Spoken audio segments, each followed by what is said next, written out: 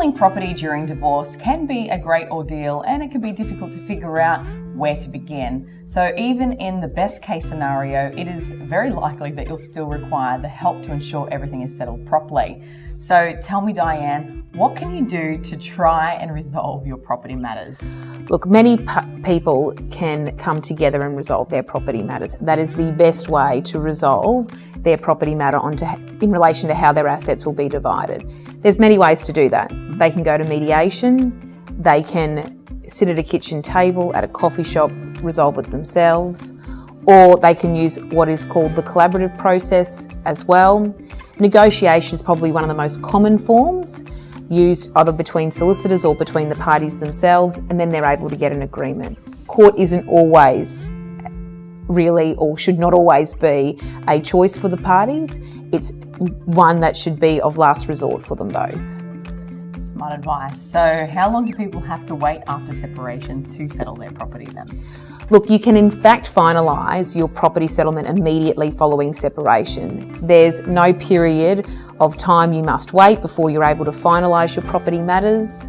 However, there are periods within which you must finalise your property matters, which are known as limitation periods. So people have to be mindful that there may be a period within which they have to do something in order to finalise their property matter. But when people separate, they can finalise their property matter almost immediately after. And we usually say that they should do that because people's circumstances change, values of assets change if you let it go for a period of time. Yeah, that it could increase in value, or one person's left paying the mortgage or the rates and the other person's not contributing or anything like that. Yes, that's right. And every circumstance is different as to who should be paying that or who shouldn't be paying that. So it's really important that people get advice early on, and also that they try and finalise it quite early. Absolutely. Just get it done. So do people have to be divorced before they can obtain a property settlement then? This is a question that we often get. The term property settlement essentially means who gets what in terms of your assets and liabilities. And many people think I have to be divorced before we can decide that. That is not the case at all.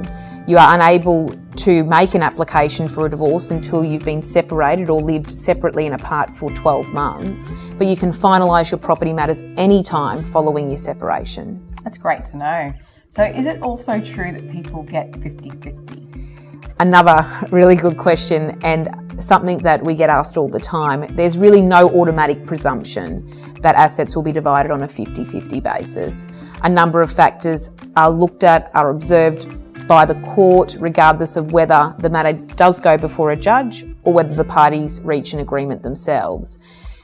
The factors that are considered are things like contributions, financial and non-financial, that were made towards the relationship, homemaker duties and caring for children as well.